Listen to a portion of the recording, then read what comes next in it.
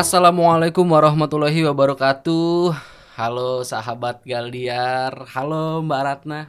Halo Mas Sehat Iqbal, Mbak? alhamdulillah. Alhamdulillah. Nah, Iya. seperti biasa ya dengan saya Iqbal dan ditemani dengan Mbak Ratna juga. Nah, jadi pada kesempatan kali ini kita akan membahas tentang apa saja produk yang harus memiliki label halal. Nah, ini ternyata saya juga baru tahu nih, ada beberapa produk yang memang harus memiliki label halal. Nah, jadi produknya itu yang dapat disertifikasi halal tuh apa aja, Mbak? Oke, kalau kita bicara produk nih, ada barang dan jasa Mas Iqbal. Heeh, Nah, benar. barang itu ada makanan minuman, obat-obatan, Heeh. kosmetik Mm-mm. ya. Kemudian produk-produk rekayasa genetik, Mm-mm. kimiawi, biologi Oke. yang berhubungan dengan tadi makanan, minuman, obat, kosmetik. Ya, Kemudian ada barang gunaan ya, yang digunakan, dipakai, dimanfaatkan. ya. Tentunya yang berhubungan dengan makanan, minuman, obat, Ya, betul kosmetik. betul. Nah, balik lagi kan. Nah, itu Nah, barang, itu barang. ruang lingkup Oke. barang. Kemudian jasa, Nah, ini jasa yang mau saya tanya. Ini jasa gimana ada nih bentuknya? penyembelihan, Oh iya bener. ada Bener penyembelihan, jasa penyembelihan. penyimpanan, Ya. penyimpanan bahan itu kan. Ada nih Oh, usaha-usaha yang oke. gudang-gudang Iya bahan, iya ya iya kan? iya iya. Bahan dari impor luar negeri gitu. Heeh. Kemudian juga dari lokal, misalkan antar daerah, Heeh. ya kan, itu jasa penyimpanan juga. Oh. Kemudian pengolahan, Oke. jasa pengolahan. Kemudian pendistribusian, ya, Mm-mm. penyajian, Mm-mm. pengemasan, Mm-mm. ya kan? Itu masuk dalam Oh. produk yang wajib bersertifikat halal. Itu biasanya nanti kalau jasa gitu kita ngelihatnya itu gimana Mbak? Maksudnya Mm-mm. supaya mereka dapat sertifikasi halal gitu dari tim halalnya gitu ya. Mm-mm. Itu gimana tuh? Dari pertama bahan Oh, yang oke. digunakan, misalkan nih untuk rumah potong hewan atau rumah potong unggas gitu ya. Hmm. Nah, bahan-bahannya, alatnya yang digunakan. Oke. Nah, kan ya. Kemudian alat-alat itu kan juga banyak ya. Itu nanti Hmm. kita bahas sendiri untuk ruang lingkup masing-masing ya. Cuman Oke. ini secara garis besar dari peralatan, prosesnya. Hmm. Untuk menyembelih itu kan juga ada tekniknya Iya iya sesuai iya iya. syariat. Benar Ya benar kan? benar benar Nah, benar. harus seperti apa. Nah, itu Iya. ada juru sembelih halalnya sendiri juga. Oke. Ya, kemudian habis itu balik lagi ke SJPH, titik kritis itu nanti ada di situ disebutkan. Nah, sampai ke ya memang kita bisa menetapkan sesuai dengan syariat Islam Oke. dari BPJPH-nya. Oke. Nah, ini ada saya jadi kepikiran nih, Mbak. Mm-mm. Namanya produk ya, itu kan pasti ada yang dari luar negeri, Mm-mm. ekspor impor lah ya. Nah, itu gimana kalau misalkan suatu barang Mm-mm. yang memang dia udah ada sertifikasi halalnya atau label halalnya itu dari negara lain. Oke. Nah, itu gimana?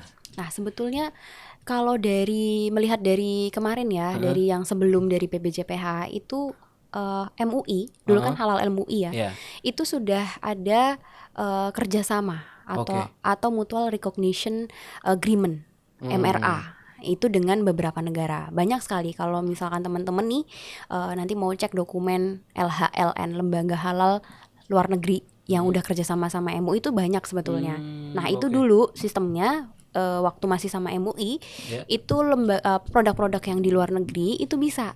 Jadi Oke. masuk ke sini halalnya diakui. Begitupun juga label halal MUI yang dulu itu diakui di negara-negara luar Tapi yang dengan sudah catatan yang udah kerjasama. bekerjasama ya. Nah, Oke. kemudian setelah diadopsi oleh BPJPH dari Kementerian Agama, ini memang sudah ada MOU-nya Oke. dengan luar negeri, LHN atau Lembaga Halal Luar Negeri. Ya. Tetapi masih MOU. Oke. Kita belum ada MRA, sehingga nanti produk-produk yang diimpor ya, baik produknya maupun bahannya yang mau digunakan oleh pelaku usaha di Indonesia, itu harus disertifikasi. Oke. Ya. Misalkan nih Mbak, kita kan belum di negaranya nih udah halal nih, masuk ke Indonesia belum kerjasama. Nah itu yang nanti yang ngasih sertifikasinya dari Indonesia Iya. atau gimana? Iya, nanti dibantu Berarti oleh dia itu dua kali ya jatuhnya ya. Iya, selama belum ada MRA ya. Gitu. MRA itu apa ya MRA? Mutual Recognition Agreement. Oh itu untuk apa Mbak? Untuk kerjasama tadi. Oh oke. Kerjasama. Jadi kita silang. Memang jadinya produk impor yang sudah berlabel halal itu bisa beredar tanpa harus disertifikasi ulang. Begitupun juga dengan produk kita. Kalau udah dapat halal Indonesia, otomatis ke negara yang sudah MRA tadi, itu boleh juga beredar di negara tersebut gitu. Nah, nanti prosesnya baik bahan maupun produk yang masuk ke kita karena belum ada MRA, otomatis harus disertifikasi dulu nih Mas Iqbal. Oke. Tentunya dengan kebijakan dari BPJPH yang daftarin ya produsennya. Oke. Makanya ada penyelia halal ataupun auditor halal nih dari LPH yang ke luar negeri. Ya, karena memang belum ada MRA itu. Kalaupun misalkan nih BPJPH sedang menggarap ya MOU, ini kan belum sampai deal MRA. Nah, itu juga harus ada penyetaraan gitu dengan negara lain juga kan. Misalkan dengan halal Jepang standarnya seperti apa, ya kan? Halal Malaysia seperti apa? Iya benar, pasti gitu. beda-beda ya Mbak. Iya, jadi harus ada kesetaraan supaya halal Indonesia itu bisa dipasarkan atau diedarkan di negara mereka, begitupun produk mereka bisa dipasarkan di negara kita. Gitu. Menarik. Nah, kalau untuk importirnya sendiri itu gimana Mbak? Bisa nggak importir itu mengajukan sertifikasi halal untuk produk impor? Bisa untuk sebagai distributor misalkan ya, tapi nanti tetap yang akan diaudit di produsennya. Gitu. Jadi memang harus produknya sendiri pun harus sesuai dengan standar kehalalan di Indonesia gitu. Itu biasanya dikenain biaya nggak tuh? Untuk sertifikasi halal itu kan ada self declare sama reguler nih Mas Iqbal, ya kan? Nah, untuk impor ini udah pasti masuk reguler. Artinya mandiri atau berbayar. Nah, nanti berbayarnya berapa itu tergantung tuh. Itu baru saya mau nanya. Iya. Udah saya langsung koneksi gitu ya. Langsung connect, mantap. Berarti tergantung ya. Jadi tergantungnya dari apa nih? Jadi ada nih skala usaha, ya kan, ruang lingkup usaha, ya, kemudian jumlah produk, ya kan. Nanti kita harus ada nih dokumen-dokumen apa aja yang harus ada. Nah, itu kan semuanya berpengaruh sama nominal. Jumlah cabang. Gitu. Jumlah cabang juga ya? Betul. Misalkan restoran dan lain sebagainya. Kalau ini kita bicara tentang importir, berapa banyak produknya. Nah, selain itu juga kompleksitas. Ya kan? Tapi itu berpengaruh sama biaya. Dari pengalaman Mbak nih ya di Halal Galiar itu yang buat kayak masih banyak nggak kayak apa namanya barang yang masuk ke Indonesia itu memang belum kerjasama atau gimana? Ya, kalau kerjasama memang belum. Dari BPJPH itu masih MOU. Gitu. MOU itu kan untuk apa namanya menyetarakan tadi ya, lebih ke gimana sih standar halal di luar negeri gitu kan, disamakan dengan Indonesia, jadi diseimbangkan supaya ketika kita merge tadi bertukar kan Indonesia ke luar maupun luar ke dalam Indonesia itu oke gitu, sesuai gitu. Nah kemudian tentang biaya nih, tentang biaya itu tadi kan skala usaha ada mikro, kecil, menengah, besar. Mikro kecil untuk pendaftaran itu sudah dipublish nih oleh BPJPH sekitar 300.000 untuk daftarnya, untuk pengajuan ya, 300.000. Kemudian untuk yang menengah itu 5 juta dan yang besar itu 12.500.000. Nah itu untuk pendaftaran layanan pengajuan ke BPJPH-nya. Jadi itu baru pendaftarannya selama aja proses Nah selain biaya pendaftaran sebetulnya ada yang namanya biaya untuk LPH, lembaga pemeriksa halal. Nah ini wewenang LPH. Maka dari itu kalau pengalaman di Halal Galiar nih, kalau ditanya tentang biaya, ya sebenarnya ada dua, biaya sertifikasinya sama untuk yang Halal Galiar kerjasama. Nah kalau halal yang di BPJPH itu sebenarnya semuanya transparan, bisa diakses di Si Halal. Si Halal ini sistem informasi halal. Jadi proses baik self declare maupun reguler semuanya di situ, Mas Iqbal. Nah, nanti di situ ada biaya-biayanya untuk LPH sekian. Kalau tadi kan sudah saya sebutkan untuk pendaftaran ya layanannya. Jadi selama proses itu BPJPH mengenakan tarif yang tadi untuk mikro, kecil, besar dan menengah gitu. Masing-masing sudah ada. Nah, tetapi untuk LPH itu nanti dia kondisional dari usahanya. Ketika semakin besar otomatis biayanya juga akan berbeda dibandingkan dengan yang kecil, ya kan? Prosesnya misalkan semakin banyak cabang, otomatis kan lama ya mendesnya si auditor halal ini harus datang ke lokasi, ya kan? Ada biaya akomodasi, transport dan lain sebagainya. Makanya sebenarnya kondisional, setiap usaha itu dikenakan tarif yang berbeda. Nah, selain itu nanti kan ada sidang nih. Sidang fatwa di MUI. Iya. Nah, itu juga sebenarnya sudah all in nanti transparan di si halal. Nah, kami pun sendiri belum bisa memastikan, misalkan ditanya biayanya seberapa, kisarannya pun kita tidak bisa memastikan. Iya. Karena kita pun juga harus produknya nih tahu iya, gitu iya. kan seberapa banyak. Ya, kalau kita tanya sama BPJPH ya belum tahu, kecuali tahu. dia daftar di pengajuannya, nanti kelihatan Iya. tuh. Ibaratnya keluar bilnya gitu kan. Kalau kita kan nggak tahu mau makan apa Bener, gitu di bener, resto. bener, Ya bener, gimana bener, mau bener. tahu gitu. Cuman udah di spill harganya segini gitu kan. Oke.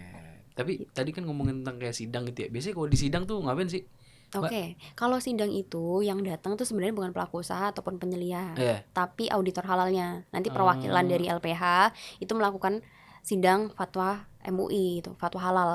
Nah, nanti dari dokumen-dokumen setiap pelaku usaha itu kan Oke. dikumpulkan nih. Iya. Kan udah diaudit tadi.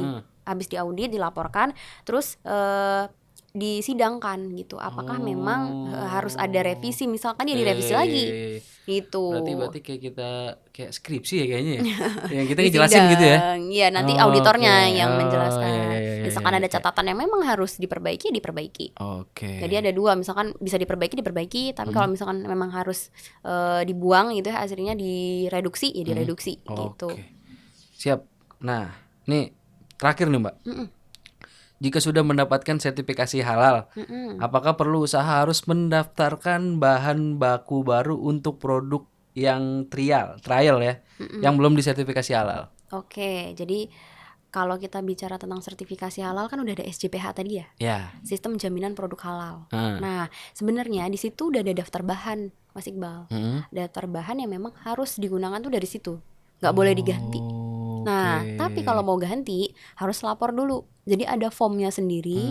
Nanti harus dirapatkan oleh tim manajemen halal sebelum bahan itu digunakan.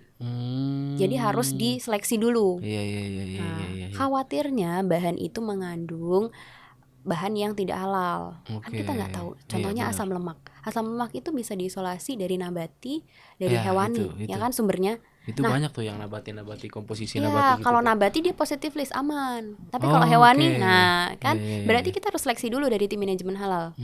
Baru nanti dilaporkan. Ada formnya sendiri di SJPH. Nah, habis itu dilaporkan ke LPH. Kalau misalkan memang boleh, kita bisa produksi. Nah, nanti setelah oke produknya itu harus didaftarkan lagi. Oke. Nah, skemanya itu bisa daftar baru, bisa untuk pengembangan. Oke. Untuk saat ini di si halal itu masih bisa pengembangan. Oke. Nah, gitu. Mantep banget nih, Jadi- semakin menarik nih. Iya, jadi sebelum digunakan nih Ya. harus dicek dulu. Iya, jangan pas sudah digunakan. Iya, khawatirnya tiba-tiba mengandung Aduh, bahan hewani yang iya, kita nggak iya, tahu iya. gitu kan. Bener. Karena kadang bahan itu misalkan walaupun dia dari hewan yang oke gitu ya, itu si produsennya belum bisa memastikan loh, belum bisa memberikan halal statement.